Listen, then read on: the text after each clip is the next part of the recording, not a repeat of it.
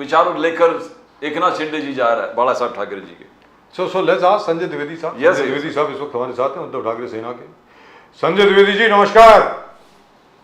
जय श्री राम, हर हर महादेव। जय श्री राम सर, हर हर महादेव, हर हर महादेव। आपको स्वतंत्रता दिवस की बहुत बहुत बहुत बहुत शुभकामनाएं। कल 78वां स्वतंत्रता दिवस है, 77 साल हो गए भारत की आज़ादी को। आपको बहुत बहुत मुबारकबाद, बहुत बहुत शुभकामनाएं आपको। आपको भी मुबारकबाद, देशवासियों को मुबारकबाद। और ये मैं आशा करता हूँ अब की बात संविधान की रक्षा हो और हमारी जो महंगाई और बेरोजगारी जो बढ़ रही है। अभी आप देखिए हाल में 42,000 कर्मचारी निकाले गए, 11% कर्मचारी कम किए गए हैं। तो ये नौबत देश में ना आए अगले 15 अगस्त तक। ये मैं ईश्वर से मैं मांगता हूँ कि ऐसी स्थितियां ना हो देश में। और महंगाई बेरोजगारी का जो एक प्रकोप चल रहा है, जो दिक्कतें चल रही हैं, उस पर रोक लग सके। जय श्री राम, हर हर महादेव। जय श्री राम, हर हर महादेव। द्विवेदी जी, सीएम के कुर्सी संजय राउत, उद्धव बाला साहब ठाकरे, यूबीटी, पूरे पार्टी सब लोग चाहते हैं कि उद्धव ठाकरे जी सीएम बने। आज भी संजय राउत जी ने पूछा कि कांग्रेस अब बताएं कि आपके पास कौन सा चेहरा है सीएम का, आप महाराष्ट्र के सामने रखे। नाना पाटोले जी नॉट रिलेंटिंग, बोले मैं कुछ नहीं, जब तक सिंगल लार्जेस्ट पार्टी जो होगा, जो तीनों में ज्यादा लार्जेस्ट एमएस लेके आएंगे, उनका सीएम बनेगा। पवार साहब ने भी क्लियर कट ना कर दिया, जहां declaring CM candidate before elections. तो आप शायद अकेले पड़ गए, द्विवेदी जी अकेले पड़ गए इस चीज में। देखिए प्रदीप जी, अकेले हम नहीं पड़े हैं। महाविकास अघाड़ी हमने 2019 में बनाई थी और उसका सबसे बड़ा अच्छा जो परिणाम जो निकल गया है, लोकसभा चुनाव में आया। या जितने उपचुनाव हुए आपके महाराष्ट्र में, उसमें परिणाम देखने को मिला। आज उद्धव ठाकरे जो हैं, महाराष्ट्र के ही नहीं, आज देश के नेता के रूप में, या कहिए कि उनकी जो फिगर है, उनकी जो व्यक्तित्व है, वो पूरे देश में छाया हुआ है। अगर भारतीय जनता पार्टी का मैं हिंदुत्व की पार्टी हूँ, तो शिवसेना भी हिंदुत्व की पार्टी है। और हिंदुत्व कांग्रेस जो अलायंस हुआ है, ये जो गठजोड़ हुआ है, जो इंडिया गठबंधन बना है, ये निश्चित आने वाले समय अभी परिणाम दिया। 330 से उनकी 240 सीटें कर दी। अगर ये और पहले बन गया तो उसका नतीजा अलग होता। तो मैं बात निश्चित रूप से मानता हूं कि महाराष्ट्र की जनता ने लोकसभा चुनाव में ये तय कर लिया था कि महाविकास अघाड़ी की सरकार बनवानी है। इसीलिए देखिए, लोकसभा चुनाव जो होता है वो चुनता है प्रधानमंत्री। लोकसभा चुनाव अलग होता है, विधानसभा चुनाव अलग होता है, उनके वो चीजें अलग होती हैं, और नगर निगम चुनाव अलग होता है। लेकिन महाराष्ट्र की जनता ने महाविकास अघाड़ी को जो सीटें दी लोकसभा चुनाव में, ये बिल्कुल इससे स्पष्ट दिखाई पड़ रहा है कि आने वाले दिनों में महाराष्ट्र में विकास अघाड़ी की सरकार होगी। देखिए, पहला हमारा जो उसूल है, जो पहला हमारा ध्येय है, जो भी आप पूछे थे मुख्यमंत्री की बात, मुख्यमंत्री की मैंने पहले भी आपसे कह दिया कि जो उद्धव ठाकरे की छवि है, जो व्यक्तित्व है, वो हमारी हर पार्टी देख रही है। चाहे शरद पवार जी हो, चाहे कांग्रेस हो, चाहे शिवसेना, उद्धव बाला साहब ठाकरे, सभी लोग देख रहे हैं कि इनकी छवि क्या महाराष्ट्र में और महाराष्ट्र की जनता में। तो छवि अपनी जगह, व्यक्तित्व उनका अपना, और जो महाराष्ट्र की जनता है वो महाविकास अघाड़ी को अभूतपूर्व विजय देगी।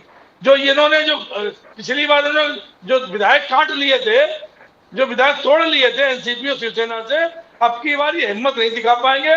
और अगली सरकार जो बनेगी वो महाराष्ट्र की जनता इनकी तरह नहीं कि 4-4 प्रोजेक्ट हो, जबरदस्ती 3 महीने पहले तमाम घोषणाएं कर दी हो कि हम लाडला बहना, लाडला भाऊ, इनके जो घोषणाएं की गई है 3 महीने पहले, आज 2.5 साल इनकी सरकार चल रही है, तब इन्होंने नहीं सोचा। तो मैं वही कह रहा हूं, तो जनता जान गई है कौन क्या किसको दे सकता है। अगर ये 4 प्रोजेक्ट वापस ना करते तो जनता जान जाती, क्योंकि इनका तो सीधा जो एकनाथ शिंदे मुख्यमंत्री हैं, उनका सीधा दिल्ली दरबार है। दिल्ली दरबार, और महाराष्ट्र की जनता दिल्ली दरबार को पसंद नहीं करती है, वो गुजरात लॉबी को पसंद नहीं करती है। ये निश्चित आप मान लीजिए, अब की जो स्थितियां आ रही हैं इस महाराष्ट्र में, वो सब आपको 3 महीने बाद दिखाई पड़ जाएंगी। 200+ सीटें आएंगी ये महाविकास अघाड़ी की, ये मैं अभी दावे से कह सकता हूँ। मगर सीएम आप तक जवाब नहीं दिया। संजय राउत रोज के रोज हर सवेरे वो बोल रहे कि उद्धव ठाकरे जी बनेंगे सीएम, उद्धव ठाकरे, मगर ये शरद पवार साहब भी ना बोल दिए। शरद पवार साहब भी कहना कि ऐसे कोई हमने इलेक्शन के पहले सीएम के चेहरे की जरूरत ही नहीं है, तो नाना पटोले कुछ और है, पृथ्वीराज चौहान जी अपोज कर रहे, तो कैसे द्विवेदी जी कैसे होगा? आप टोटली कॉन्फिडेंट है कि होना चाहिए, और हम लोग भी साथ हैं, हम लोग भी समझते हैं कि उद्धव ठाकरे जी फेस है। Yes. बट एमवीए के 2 घटक दल 3 में से 2 अपोज कर रहे हैं। द्विवेदी जी ये कैसे होगा? नहीं, देखिए, जो उद्धव ठाकरे को सीएम किसने बनाया था? उद्धव ठाकरे ने तो एकनाथ शिंदे हमारे थे जो सीएम फेस थे। 2019 में अगर आप देखें तो एकनाथ शिंदे जी अगर भारतीय जनता पार्टी से गठबंधन कर लेती तो एकनाथ शिंदे जी मुख्यमंत्री बनते हमारी तरफ से, लेकिन मुख्यमंत्री वो नहीं बने, गठबंधन नहीं हो पाया। हम आ गए यहाँ पे, कांग्रेस एनसीपी से बात की, तो जो पहली मीटिंग हुई, उद्धव ठाकरे जी तैयार ही नहीं थे मुख्यमंत्री बनने के लिए। जो र्यूमर फैल रहा है कि साहब उन्होंने मुख्यमंत्री बन गए, वो मुख्यमंत्री बन गए, जब माननीय शरद पवार जी ने प्रस्ताव दिया कि उद्धव ठाकरे मुख्यमंत्री बनेंगे, इनके पास तमाम चेहरे थे, कांग्रेस पास तमाम चेहरे थे, और इनके जो मुख्यमंत्री थे वो कैबिनेट मंत्री बने। ये आपने भी देखा होगा, 2.5 साल कैबिनेट मंत्री रहे, और वहां पे ऐसा कोई विरोध नहीं था, विरोध कोई नहीं था कि नहीं साहब उद्धव ठाकरे के नेतृत्व में हम कार्य नहीं करेंगे। शरद पवार जी बहुत बौद्धिक क्षमता वाले व्यक्ति हैं, उन्होंने करीब 60 सालों से वो राजनीति कर रहे हैं, बहुत छोटी उम्र में मुख्यमंत्री बन गए थे। उन्होंने अगर कांग्रेस से पार्टी तोड़ी थी तो उन्होंने अपना वर्चस्व दिखा दिया। इन गद्दारों की तरह नहीं कि बीजेपी जाके पाले में बैठ गए और सरकार बना ली, उन्होंने अपनी पार्टी बनाई। आज जो एनसीपी बनी हुई है उनकी बदौलत है, जबकि अजीत पवार जी अलग हुए और उन्होंने दिखा दिया 85 साल की उम्र में कि एनसीपी अगर जानी जाएगी तो शरद पवार जानी जाएगी।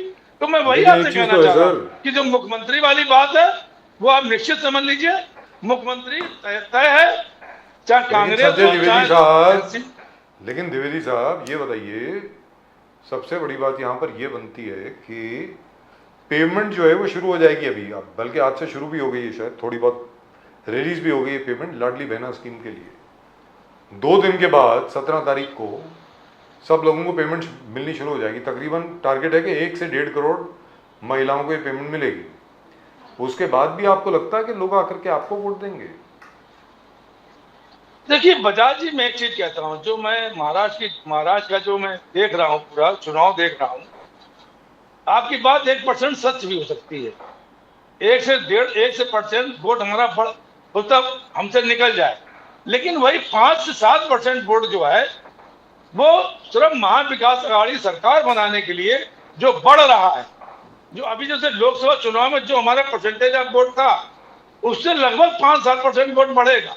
ये विधानसभा चुनाव में होगा। क्यों बढ़ेगा?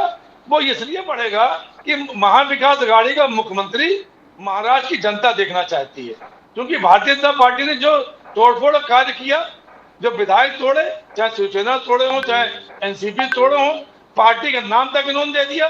देखिए आज जनता पढ़ी लिखी है, आज जनता जो है व्हाट्सएप जो सोशल मीडिया हमारा है उससे जुड़ी हुई है, जनता पढ़ी लिखी है। आज 80% जनता जान गई है कि इन्होंने अपने फायदे के लिए पार्टियां तोड़ी थी, और उन्होंने चुनाव चिन्ह और संगठन का नाम भी दे दिया, चाहे वो अजीत पवार को दिया और चाहे एकनाथ शिंदे को दे दिया जाए। जब आज से 75 साल से आज से पहले कभी भी किसी पार्टी का नाम, ओरिजिनल नाम किसी एक व्यक्ति को नहीं दिया गया। चाहे इंदिरा गांधी को आप देख लीजिए, शरद पवार जी कांग्रेस से अलग हुए, इंदिरा गांधी कांग्रेस से अलग हुई, लेकिन जो ओरिजिनल कांग्रेस थी उसका नाम इंदिरा गांधी जी को नहीं मिला। इंदिरा गांधी जी ने नाम रखा कांग्रेस आई, जो आज भी है। शरद पवार जी ने एनसीपी बनाई, राज ठाकरे जी अलग हुए, उन्होंने मनसे बनाई। या बिहार चले जाइए आप, रामविलास पासवान के जो चाचा भतीजे अलग हुए, उनको अलग अलग सिंबल मिले, उनको पार्टी नहीं मिली। उत्तर प्रदेश आई अनुप्रिया पटेल। आप पूरे देश में देख लीजिए, ये पहला ऐसा वाक्य है जहाँ पे संगठन का नाम दे दिया गया हो। ये पहला एक ऐसा उदाहरण आ रहे 2 महाराष्ट्र में। क्यों आ रहे? क्योंकि चुनाव आयोग हो, चाहे ईडी हो, चाहे सीबीआई हो, चाहे आईटी हो, इस समय सब दबाव में काम कर रही है। मैं यहाँ इस मंच से घोषणा करूंगा कि कम से कम जो संवैधानिक संस्थाएं हमारी हैं वो किसी के दबाव में काम ना करें, आज प्रधानमंत्री कोई है, कल कोई बनेगा, आज सांसद कोई है, कल कोई बनेगा, लेकिन उनको जो संविधान ने अधिकार दिए हैं, उनकी जो नैतिकता है, उनका अपना आत्मबल है, जो वो उस चीज को गिरने ना दे। सर ये दोबारा काम करेगा क्या? लेकिन क्योंकि ये आर्ग्यूमेंट तो हो चुकी है ना लोकसभा में, लोकसभा चुनाव में यही आर्ग्यूमेंट आप लोगों ने पेश करी कि किस प्रकार उद्धव जी से पार्टी छीन ली गई, पार्टी का नाम छीन लिया गया, यहाँ तक कि उनके पिताजी का नाम भी छीन लिया गया, और छोड़िए, ये कह दिया गया कि वो अपने पिताजी के भी उत्तराधिकारी नहीं है। तो क्या ये दोबारा काम करेगा? देखिए, जहां तक मुझे पता है जी, जहां तक आवाज आ रही है, आ रही है, बिल्कुल आ रही है। जहां तक मैं समझ रहा हूं बॉस, अगर महाराष्ट्र में लोकसभा चुनाव में जो इतने बढ़ चढ़ के लोगों ने हिस्सा लिया और इनको 23 से 9 सीटों पे ला दिया, भारतीय जनता पार्टी को 23 से 9 सीटों पे ला दिया। मैंने पहले भी आपसे कहा एक बात कि लोकसभा चुनाव जो होता है वो प्रधानमंत्री के लिए होता है, वो मुख्यमंत्री के लिए नहीं होता है। तो अगर महाराष्ट्र की जनता को इतना क्षोभ ना होता, इतना कष्ट ना होता इनके इन कृत्यों से, तो शायद वहां पे भारतीय जनता पार्टी 40 से ऊपर सीटें लेके आती। लेकिन इतना ज्यादा क्षोभ था, उत्तर प्रदेश हो चाहे महाराष्ट्र हो चाहे आपका पश्चिम बंगाल हो चाहे राजस्थान हो, इतना ज्यादा क्षोभ था इन राज्यों में कि उन्होंने गुस्सा था कि उन्होंने भारतीय जनता पार्टी के अगेंस्ट वोट दिया। और ये तो मुख्यमंत्री चुनाव है, यहाँ तो पूरा मुख्यमंत्री वाली बात है। जिस प्रदेश में मुख्यमंत्री हटा दिया गया, उसकी पार्टी तोड़ दी गई और उन्होंने अपनी नैतिकता का आधार इस्तीफा दे दिया। देखिए, सुप्रीम कोर्ट ने भी बात कही कि अगर उद्धव जी इस्तीफा ना देते तो उनको मैं दोबारा मुख्यमंत्री बना देता। तो ये उनकी नैतिकता है उद्धव ठाकरे जी की। उन्होंने तुरंत एमएलसी पद से इस्तीफा दिया, उन्होंने मुख्यमंत्री पद से दे दिया। क्यों दे दिया? कि हमारे साथ के लोग अगर हमें छोड़ के जा रहे हैं तो ये दुख की बात है, इसलिए उन्होंने मुख्यमंत्री पद से। लेकिन वो भी ना देते, वो आखिर तक अपना वो करते, हम लोग अपना इशू करते कि नहीं साहब, जो वोट हमारे अगेंस्ट देगा व्हीप जारी करते, उसको पार्टी से निकाल दिया जाएगा, वोटिंग कराते, उसके बाद उद्धव जी हटते। लेकिन नैतिकता है, वो नैतिकता महाराष्ट्र की जनता ने देखी है। और आपको लगता है कि उसकी वजह से ये जो पैसे दिए जा रहे हैं लोगों के बैंकों में डायरेक्टली आ रहे हैं, उसका कोई खास प्रभाव नहीं पड़ेगा? कितना प्रभाव पड़ेगा कितना नहीं पड़ेगा, मैं 1% प्रभाव मान भी लेता हूं कि 1% जनता जो है शायद इन प्रभावों से उनके उसमें आ जाए। लेकिन जो 5 से 7% का वोट हमारे पास आ रहा है उसी जनता से, तो ये 1 से 1.5% का जो वोट आएगा वो ऑटोमेटिक कट जाएगा। और हमारा जो लोकसभा चुनाव में जो वोट ऑफ परसेंटेज था तीनों को मिला के महाविकास अघाड़ी का, उससे 5 से 7% वोट बैंक हमारा बढ़ रहा है। जो हम 200 सीटों की बात आपसे कर रहे हैं, उसके पीछे मेन रीजन यही है। लेकिन यहाँ पर एक और चीज है सर, 105 में जो जीते थे ये फिर नीचे आ जाएंगे बॉस। लोकसभा चुनाव के दौरान मैं मानता हूं लोकसभा चुनाव जो होती है वो प्रधानमंत्री के लिए होती है, लेकिन फिर भी उस वक्त हर जगह पे, भले कांग्रेस के प्रवक्ता हों, आदरणीय सम्मानीय शरद पवार जी की पार्टी के प्रवक्ता हों, आपके प्रवक्ता तो खैर यही बात बोल रहे थे, दोहरा रहे थे, यही कहा जा रहा था कि उद्धव जी ही मुख्यमंत्री बनेंगे आगे चल करके महाराष्ट्र के। आज की तारीख में वो वस्तुस्थिति नहीं है। मुझको ऐसा लगता है, वेरी फ्रैंकली, विश्लेषण से तो ऐसा लगता है कि उद्धव जी के चेहरे पर ही चुनाव लड़ना चाहिए, मुझको ऐसा लगता है। आगे आप लोग तय करेंगे क्या करना है आपको, लेकिन अभी तो ऐसा लगता नहीं है। अगर उद्धव जी के चेहरे पे एमडीए नहीं लड़ती है तो तकलीफ होने वाली है सर। द्विवेदी साहब, उद्धव जी 2.0 जैसे मोदी जी 3.0 था, आपने ऑलरेडी कैंपेन तो शुरू कर दिया है। Uddhav Thackeray 2.0 second term. द्विवेदी साहब, बजाज जी क्यों नहीं बनेंगे ये मैं समझ नहीं पा रहा हूं अभी तक। अगर नहीं बनना होता तो शरद पवार जी जब फर्स्ट ओ आया था, पहली बार सरकार बन रही थी, उद्धव जी मना कर रहे थे मैं मुख्यमंत्री मत बनाइए, और उनको मुख्यमंत्री बनाया गया। तो निश्चित अभी जान लीजिए ये अभी कुछ ढकी छिपी बातें हैं जो प्रेस में नहीं आ रही हैं, लेकिन आने वाले दिनों में सब चीज क्लियर हो जाएगी।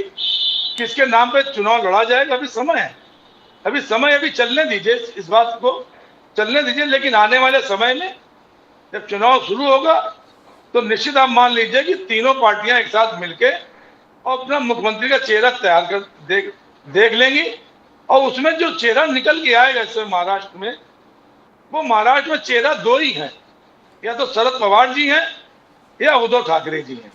इसमें बिल्कुल दो चेहरे महाराष्ट्र में ऐसे हैं जो मुख्यमंत्री के लिए हैं।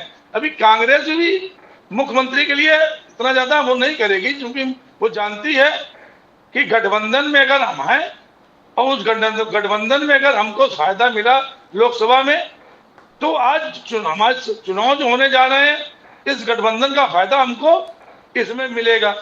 और जनता की सेवा हम तभी कर पाएंगे, जनता की हम हाथ मजबूत तभी कर पाएंगे, जनता खुशहाल तभी बना पाएंगे जब हमको जनता वोट दे और हम पुनः अपना सरकार बनाए। तो ये कांग्रेस भी जानती है, एनसीपी भी जानती है, शिवसेना भी जानती है। बट द्विवेदी जी इसलिए कैसे मेरी होगा, समझ में कैसे होगा आप बताइए। बिकॉज आज फडणवीस जी ने कहा कि महायुति और एमवीए आपके डिफरेंस 1% भी नहीं है वोट शेयर के। आपका डिफरेंस है देवेंद्र फडणवीस जी के हिसाब से 0.3%, 1% से कम। और जो प्रगति पे राह पर एकनाथ शिंदे जी ने लेके गए, फडणवीस जी ने जो कहा कि 7 मेजर इंडस्ट्रीज महाराष्ट्र में आ गए, उन्होंने नाम भी गिना, RRP semiconductor, JSW green mobile, Avaada electronics, परवर्ड रिकॉर्ड, बोले कि 82,000 करोड़ का इन्वेस्टमेंट ऑलरेडी अभी आ चुका है। और फिर लाड़की बहन, लाड़का भाऊ, ये अलग अलग। तो कैसे द्विवेदी जी कहां से दिख रहे? उनके पास प्लान क्लियर है, बोले हमारे पास 1% से कम हमारा वोट शेयर था, हमने ऑलरेडी पूरा किया, ये हमने स्कीम्स लेके आए इसमें से। तो वो कॉन्फिडेंट है, आप कैसे कॉन्फिडेंट हो द्विवेदी जी? देखिए, मैं 2-3 चीजें आपको प्रदीप जी बताऊंगा। बजाज जी, आपको याद होगा जब अटल बिहारी वाजपेयी के 5 साल पूरे हुए तो इंडिया साइनिंग का एक नाम लिया गया था। इंडिया साइनिंग करके भारतीय जनता पार्टी ने चुनाव लड़ा था। पिछले 2 चुनाव में जो लड़े गए लोकसभा के चुनाव, उसमें कुछ कम गारंटियां ली गई थी। लेकिन जो अब की बार चुनाव हुआ, जिसमें माननीय मोदी जी ने पूरे देश भर में अपनी गारंटी की चर्चा की, और उन 2 चुनाव से बढ़कर यहां लोगों को चीजें उपलब्ध कराने की बात की, गारंटियां दी कि मैं ये काम करूंगा, मैं ये काम, 5 तो निश्चित है, और भी चीजें हैं। इतनी ज्यादा जोर शोर से इन्होंने गारंटियों की चर्चा की थी। लेकिन जो मैंने आपसे पहले भी कहा था एक बार, क्या हुआ? देश की इसी जनता ने 303 से 240 पे ला दिया। क्योंकि यहाँ वोट बैंक की राजनीति है, यहाँ पे कोई युद्ध तो होता नहीं है। चलो कुछ सीटों, 50 सीटों पे आपको ज्यादा वोट मिल गए और 1000, 2000, 5000 से आप जीत गए, तो सरकार आपकी बन गई। तो अब अगर वो 50 सीटें आप न जीते होते और वो इंडिया गठबंधन सीटें जीत जाता, तो सरकार इंडिया गठबंधन की बन जाती। तो जनता ने जो वोट दिया, जनता ने जो निर्णय लिया, जनता ने एक मत ये निर्णय ले लिया, इस देश जनता ने निर्णय तो ले ही लिया कि भारतीय जनता पार्टी की सरकार नहीं बननी चाहिए। तभी 272 सीटें नहीं थी। अगर 272 सीटें भारतीय जनता पार्टी की होती, 32 सीटें कम हो गई। अगर 272 सीटें होती, 273 होती, और इतना ज्यादा वोट दिया जाता भारतीय जनता पार्टी को कि उनके 50,000 से जीतते, 1 लाख से जीतते, 80,000 से जीतते। लेकिन जो मार्जिन कम हुआ, आप देख लीजिए 50-60 सीटें ऐसी हैं जहां मार्जिन कम पे हार जीत हुई है, चाहे इंडिया गठबंधन की हुई हो, चाहे भारतीय जनता एनडीए गठबंधन की हुई हो। तो इन्होंने मजबूरी में एनडीए गठबंधन की सरकार नहीं, अभी तक तो मोदी चल रहा था, मजबूरी में विपक्ष के नेता माननीय राहुल गांधी को बनाया गया। तो देखिए, आप कुछ भी बात करें, इंडिया साइनिंग की बात करें या किसी और की बात करें, जनता अपना मन चुनाव होने से 1 साल पहले बना लेती है। जैसे उन्होंने मन बनाया और लोकसभा चुनाव में जानते थे कि प्रधानमंत्री बनेंगे, इस लोकसभा चुनाव से प्रधानमंत्री बनना है। लेकिन जनता ने प्रधानमंत्री के नाम पर उन्हें वोट नहीं दिया, उन्होंने उनकी गलतियों के लिए उनको ललकारा। अगर अभी भी गलती कर रहे हैं तो महाराष्ट्र के चुनाव दूर नहीं है। गलती नहीं कर रहा है। जन सम्मान यात्रा अजित पवार जी, द्विवेदी जी, जन सम्मान यात्रा अजित पवार जी, गुलाबी जैकेट, गुलाबी गाड़ी, गुलाबी पूरे समय कॉन्वॉय उनके गुलाबी है। सब जगह हर जिले में जाकर स्कीम्स के याद दिलाते हैं। कि ये स्कीम किसने लाया, ये अजित पवार जी ने लाया। तो ये क्या, मगर अभी जो शरद पवार जी के प्रति उनका जो प्रेम है, संजय राउत जी ने टिप्पणी की है, उन्होंने कहा कि मोदी जी को ये नहीं कहना चाहिए था कि भटकती आत्मा पवार साहब के बारे में, वहां पर हमारा डाउनफॉल हुआ। सुप्रिया सुले जी के खिलाफ हम वो बारामती में सुनेत्रा पवार जी को खड़ा नहीं करना चाहते, हमसे गलती हो गया, मैं रक्षाबंधन जाके बांधने वाली सुप्रिया। तो ये क्या चल रहा है, आप इसको कैसे देखते हो द्विवेदी जी? क्या एहसास हुआ अजित पवार जी को जो गलती की है उन्होंने? How do you see that? देखिए, जब व्यक्ति के अंदर अति उत्साह आ जाता है, अति महत्वाकांक्षाएं आ जाती हैं, तो वो हाल अजित पवार जैसा होता है। अगर अजित पवार, मैं आज कह रहा हूं आपसे, अजित पवार जी अगर एनसीपी के साथ होते, शरद पवार जी के साथ होते, तो शायद जो उनका मुख्यमंत्री का सपना था वो पूरा हो जाता। लेकिन चूंकि अति महत्वाकांक्षाएं आ गई, सुप्रिया सुले मानी उनकी बेटी के खिलाफ प्रत्याशी खड़ा कर दिया। आज आपको दुख हो रहा है, क्यों? आपने क्यों खड़ा कर दिया? कह रहे साहब मेरी जो कमेटी थी उसने ओके कर दिया उनका नाम, इसलिए मुझे अपनी भाई को खड़ा करना पड़ा। अरे आप तो होस्टल इंचार्ज हुआ वहां के, राज्यसभा में आपने भेजा अपनी भाई को, क्यों भेजा राज्यसभा? कि आपने मना नहीं कर सकते थे कि नहीं, सुप्रिया ताई हमारी बहन है, बहन के खिलाफ अपना प्रत्याशी नहीं करेंगे। शायद आपको एक चीज याद होगी, मैं एक चीज आपको याद दिला दूं, बाला साहब ठाकरे की और शरद पवार के बीच की। आपको याद होगा बजाज जी, प्रदीप जी, तो प्रिया सुले जब पहली बार खड़ी हो रही थी, उसमें अटल बिहारी वाजपेयी जी प्रधानमंत्री थे। तो सुप्रिया सुले राज्यसभा में खड़ी होने लगी, भारतीय जनता पार्टी के प्रत्याशी ने अपना नामांकन भर दिया और बाला साहब को मालूम चला कि साहब सुप्रिया सुले जी पहली बार खड़ी हो रही है। उन्होंने तुरंत शरद पवार जी को फोन किया और उनसे बातचीत की।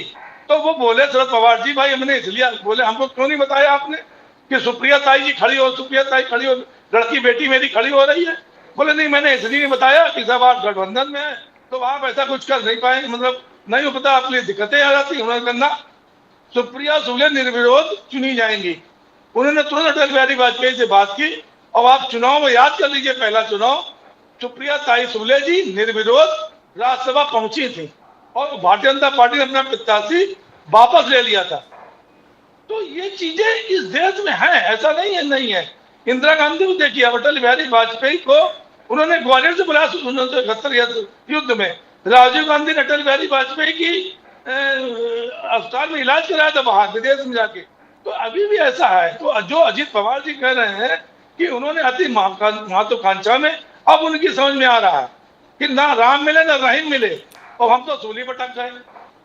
देखिए अजित पवार जी, तो आपको लगता है कि हो सकता है कि चाचा भतीजे का दोबारा मिलाप हो जाएगा और वापस संजीता पवार आपके साथ होंगे, ऐसा हो सकता है क्या? मैं अगर उस जगह होता शरद पवार जी की जगह पे, तो शायद मैं कभी अभिजीत पवार को जिंदगी माफ नहीं करता। कि एक बार उन्होंने माफ किया, फडवाटी संघ में जाके उन्होंने सरकार बनाई और उन्होंने माफ किया। 7-8 महीने बाद उनको मुख्यमंत्री बनाया।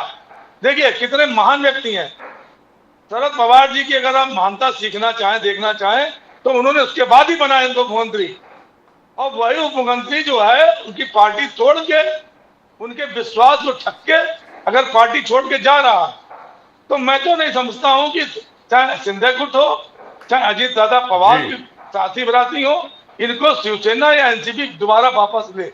जो इन्होंने नुकसान करना था, देखिए एनसीपी का जो नुकसान करना था अजीत पवार जी को, जो एकनाथ शिंदे को नुकसान करना था उद्धव ठाकरे जी का, वो कर चुके हैं। अब इससे ज्यादा हमारा नुकसान नहीं कर सकते हैं। अब हमको जो मिलेगा, शरद पवार जी को जो मिलेगा वो प्लस में मिलेगा, उद्धव ठाकरे जी को जो मिलेगा वो प्लस में मिलेगा। ठीक है, आज हमारी सीटें जो हैं, हम 9 सीटें जीते, लेकिन आप देखिए शिंदे जी को 7 सीटें मिली, जबकि वो असली शिवसेना है, उनके पास नाम भी है, उनके पास धनुष्मान भी है, उम्मीद करते हैं कि रिजल्ट जो होगा वो जैसा आप कह रहे हैं आपके अनुकूल हो। लेकिन फिलहाल शिंदे साहब तो बहुत कॉन्फिडेंट है साहब, वो तो बड़ा कॉन्फिडेंट है। वो तो कह रहे हैं कि भाई हम बात क्लीन स्वीप कर रहे हैं, हम तो पक्का नहीं। अगर मैं 1 मिनट और बात नहीं खत्म कर लूं, कॉन्फिडेंट अगर नहीं रहेंगे तो कैसे काम चलेगा? आदमी जान जाता कि मैं हार रहा हूं, तब भी वो जनता को दिखाता है, अपने साथियों बरातियों को दिखाता है कि मैं नहीं जीत रहा हूं। वो नहीं देख रहे हैं जो सर्वे आ रहे हैं। चलिए मैं नहीं कह रहा हूं, वो इंटरनल सर्वे खुद करा रहे हैं, और उसमें लोकसभा चुनाव सर्वे हुआ, उसमें नतीजा आ गया। अब विधानसभा चुनाव सर्वे हो रहा है, उसमें नतीजा आ रहा। सर, अब तो हमें लालू सर्वेक्षण जी जो आएगा, हमें लालू जी की एक बात याद है। लालू जी की एक बात याद करिए आप, बहुत पुरानी बात है, शायद आपको भी याद आ जाएगी। चुनाव प्रचार चल रहा था विधानसभा का, और वो चुनाव हार गए।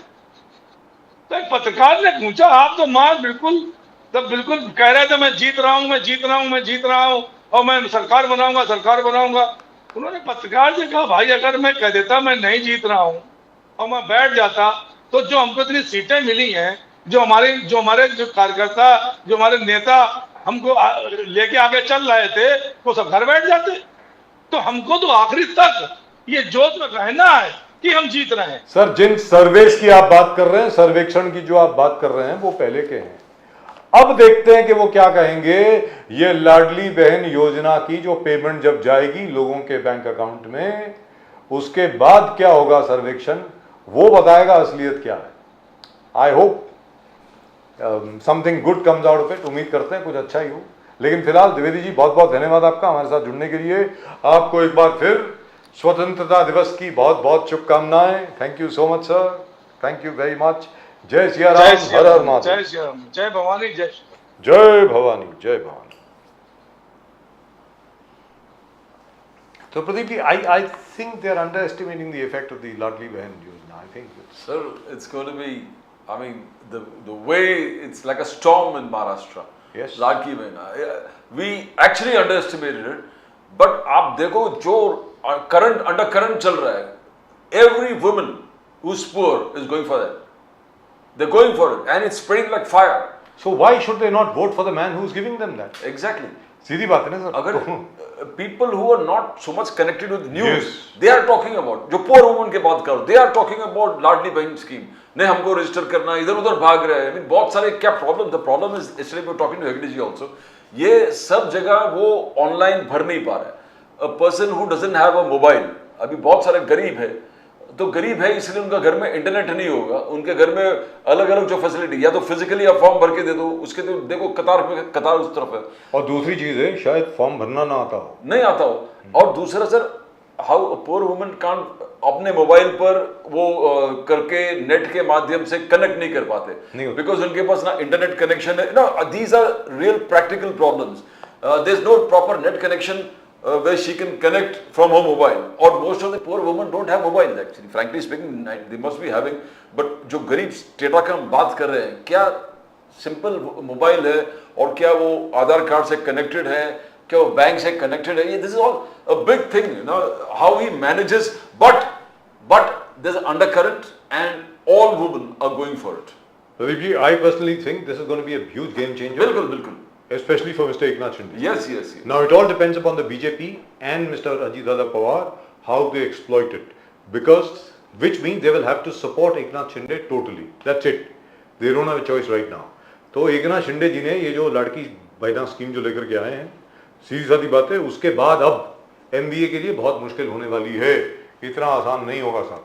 जो उनको लग रहा है कि लोकसभा के रिजल्ट जो है वो रिपीट होंगे, मुझे नहीं लगता है, नहीं रिपीट होने वाले साहब। They'll have to come up with something completely different, unless they're very lucky, और जो एनडीए सरकार है कोई बहुत बड़ी गलती कर दे या कुछ और हो जाए, मुझे मालूम नहीं है प्रदीप जी। लेकिन आज की तारीख में जिस प्रकार ये चल रहा है, एग्जैक्टली जो मध्य प्रदेश में हुआ था, वहां पर भी लाडली बहना स्कीम थी, याद होगा आपको, शिवराज सिंह चौहान साहब के नेतृत्व में, और उसके बाद मध्य प्रदेश में BJP one by landslide. It was a clean sweep for the BJP, जबकि अपेक्षा ये थी कि कांग्रेस यहाँ पे बहुत अच्छा करेगी, नहीं हुआ सर। वही मुझे लग रहा है, हो सकता है कि महाराष्ट्र में भी हो जाए, क्योंकि अभी तक तो ये लग रहा था कि उद्धव ठाकरे जी वापस मुख्यमंत्री बनेंगे, और जैसा अभी आपने कहा, अब तो बीच में लड़ाई हो गई है। उद्धव जी को तो वो चेहरा भी बनाने को तैयार नहीं है ना, शरद पवार जी ने मना कर दिया। इनफैक्ट टुडे सुप्रिया सुले जी ने clear cut said they will not discuss anything of that, and Congress. तो अगर आप उद्धव ठाकरे जी के नेतृत्व में अगर आप MBA की कैंपेन अगर आप बेस नहीं करेंगे, तो मुझे नहीं लगता कि MBA को यानी महाविकास आघाड़ी को इतना आसान होगा जीतना, मुझे नहीं लगता। काफी मुश्किल होने वाली है। संजय राउत जी प्रोवोक कर रहे थे कि कांग्रेस को आप अपना कैंडिडेट बताओ, who is your CM face. I think Congress has a lot of CM face. Prithviraj Chavan वगैरह already CM बने. They already. I don't think there's a dearth. But if you talk like that, I think it's not going to solve the problem. It's going to create more problems. That's right. कोई भी बन सकता है, वो तो कांग्रेस के ऊपर है, जिस मर्जी को बनाए, आपको क्या हो रहा है उसमें? It can be anybody. ऐसी क्या बात है? लेकिन ये I think this लाडकी बहना स्कीम और उसके बाद अगर लाडला भाऊ भी शुरू हो गया, सर उसके बाद तो मतलब एक तरफ तेंदुलकर और दूसरी तरफ वीरेंद्र सहवाग, कहने का मतलब ये हो गया, मतलब एक ट्रिपल सेंचुरी एक डबल सेंचुरी। Exactly. तो चलिए, And actually Eknath Shinde is playing like a combination of Tendulkar and Sehwag. लग रहा है He is absolutely, वो जो walk है, वो absolute confidence जो चलना, वो देखना, वो और सब जगह पहुंचना, everywhere is there, every scheme is announcing and absolutely confident. और वही चीज प्रदीप जी दोबारा काम नहीं करेगी। मैं फिर बोल रहा हूँ आपको कि भाई जो पार्टी चोरी कर ली, पार्टी का नाम चोरी कर लिया, सिंबल चोरी कर लिया, वो एक बार चल गया सर, वो लोकसभा में वो चल गया। अब क्या आगे क्या? अभी असेंबली इलेक्शन में सबसे बड़ी बात क्या थी? फॉर एग्जाम्पल ऐसा नहीं है कि कांग्रेस ने प्रॉमिस नहीं किया था मध्य प्रदेश में, उन्होंने कहा था कि भाई आपको वो क्या थी, महालक्ष्मी स्कीम जो थी, तो उन्होंने कहा कि भैया जो पैसे आ रहे हैं वो ले लो, आपके जवाएंगे दबाएंगे देखा जाएगा। सीधी बात है, जो आ रहे हैं उनको तो वोट दो। तो सीधी बात है, जो आदमी आपको पैसा दे रहा है आप सबसे पहले उसी के बारे में सोचेंगे ना। ये I think it's a very big strategic problem for the MVA and they better wake up. They can't just rest on their laurels and think that because they did so well in the Lok Sabha they're going to do very well again. It's not going to happen. I don't think it's going to happen. Well, that's just about it from both Pradeep ji and myself. Pradeep ji और मेरी तरफ से सिर्फ इतना ही। आप जरूर the Irish clock is struck, Pradeep ji's Irish clock. Subscribe जरूर करें चैनल को भैया, और कमेंट भी भेजें अपने, please send in your comments. कि जहाँ तक हिंडनबर्ग का सवाल है और बाकी सब चीज़ों के सवाल है, जब अडानी साहब पे अटैक होता है तो बीजेपी क्यों आ जाती है डिफेंस में?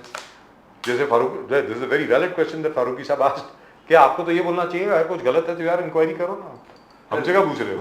How are we concerned? Absolutely fair when you say that there has to be an inquiry. If somebody has cast aspirations and there is something of valid answer, I mean, you got some valid, you see that there is something wrong, then you need to know what's wrong. And why are you defending the SEBI chairman?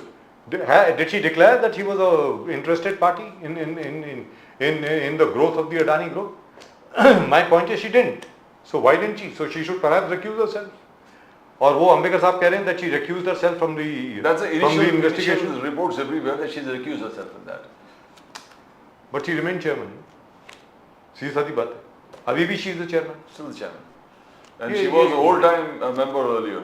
And she was a long innings in SEBI. She was the director earlier of SEBI. तो मतलब ये it doesn't make sense. Let's be very clear. So at the end of the day, rightfully speaking, she should have sat down as chairman instead of recusing herself. She's not a judge. Instead of recusing herself from the investigation, she should have just resigned and she should have said, appoint somebody else. सीधी बात है ना. So all things point out to one thing, that in case after a few years the government changes, then this whole group might face a lot of problems. That might face a whole lot of problems. Whole lot of problems. So and by the way, it is absolutely untrue. The Adani Group has not sued Hindenburg LLC anywhere, Hindenburg Research Group anywhere in the United States. United States में कहीं पर भी उनको सू नहीं किया गया है। और जहाँ तक इंडिया का सवाल है, इंडिया में तो उनकी कोई एंटिटी नहीं है, तो उनको कहाँ से सू करोगे? We can see monopolies being created. That's right. right. We're sitting in Mumbai, we can see all monopolies being created. Now, इसमें क्या छुपा हुआ है? So when somebody points a finger of suspicion, it's only true, fair to have an inquiry and clear yourself. And if you don't, as we always discuss, what you do comes back to you. How Kejriwal ji अंदर है, Sisodia अंदर से बाहर आए, Sanjay Singh was inside. If there was some default there, then you can see a lot of problems here. और you can see fault lines in जो आप बोल रहे हैं बिल्कुल दुरुस्त बात है। सबसे बड़ी बात यहाँ पर ये बनती है, आपने मोनोपोली की बात करी, सर कोयला इंपोर्ट करने का लाइसेंस सिर्फ एक आदमी के पास है अभी, वो सिर्फ अडानी जी के पास है और किसी के पास नहीं है। मतलब क्या हुआ ये? Earlier there used to be 4-5 different companies that could import coal. अभी it has been given only to Adani साहब। धारावी only Adani साहब, एयरपोर्ट only Adani साहब, सी पोर्ट्स ओनली अडानी साहब, मतलब हाँ So sir. BJP will say आप एमआरटीपी को inflict कीजिए, हाँ, इनकॉर्पोरेट कीजिए, करिए। तो मगर करना आपको है ना, हम लोग हम थोड़ी How can we do? हम थोड़ी करेंगे, तो आपको करना है तो करेंगे, नहीं करना है तो नहीं करेंगे। कौन सा सर, एमआरटीपी? ये that is with in the government. Sir ये कोई मतलब नहीं है सर, ये कोई मतलब नहीं है। Monopolies restrictive trade practices Go to the court to see that it is inflicted. and whether or not that particular act is attracted to this or not, because as you know, the government changed its policy. So the government will say that this is according to the new policy. That is number one. I am just assuming over here. Number two, you know how long the court process takes. It will take 10 years, 20 years before an actual decision is taken. जैसे ये land की जो बात हो रही थी, पूना के पास की जो लैंड है जहां पर अभी डिफेंस इंस्टीट्यूट काम कर रहा है प्रदीप जी, उसके बाद ये 1950s में खरीदी गई थी, 1963 में इसको टेक ओवर कर लिया गया था, और उसके बाद फॉरेस्ट की जो लैंड थी वो दे दी गई इनको, फिर उसके बाद वो भी टेक ओवर कर ली गई। तब जाकर के अब ये सुप्रीम कोर्ट में मैटर आया है, जिसमें जस्टिस गवई का जो बेंच है उसमें जस्टिस गवई ने कहा है, and the words that justice Gavai has used for the Maharashtra government is, you have money to waste on freebies. Please remember, he says you have money to waste on freebies, but you don't have money to give proper compensation to this person whose land you have acquired illegally. And he also said that if you do not come back with a very good figure by the 16th of August, we will stop your Ladli Behna and Ladli Bahu scheme. That's what he said. Now, this is the first time I've heard the Supreme Court so angry.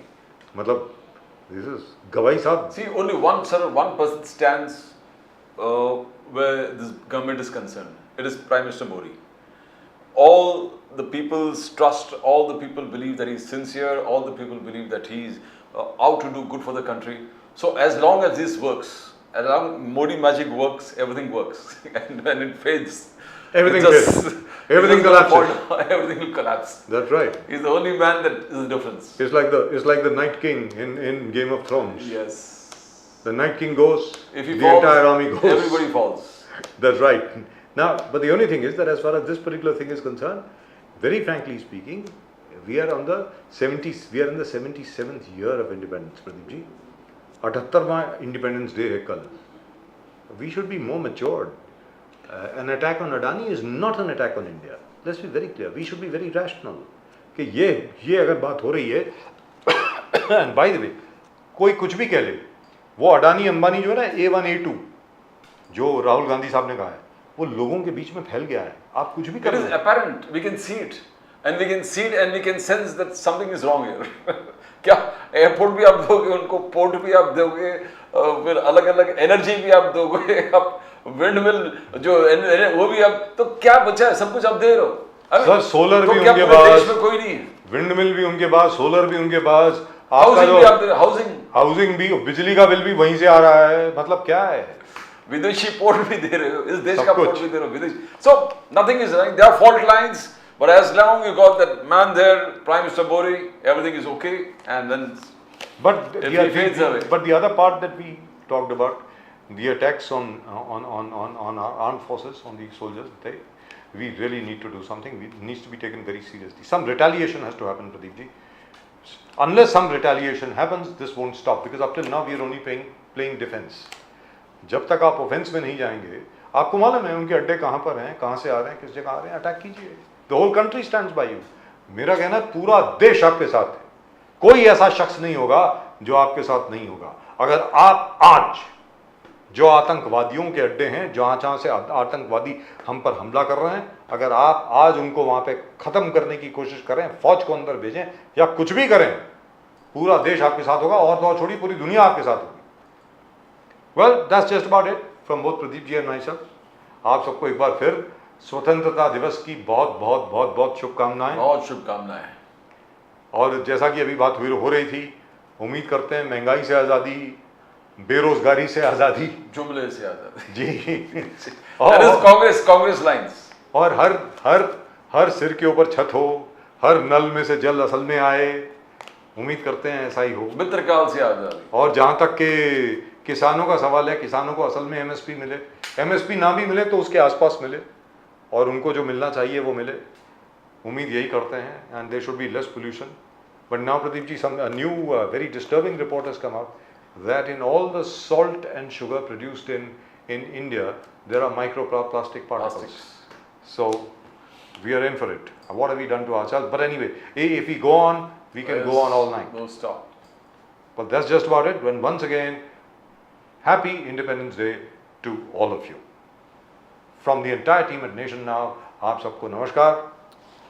जय हिंद, जय महाराष्ट्र, जय भवानी, जय शिवाजी, वंदे मातरम. वंदे मातरम. जय सिया राम, हर हर महादेव. हर हर महादेव.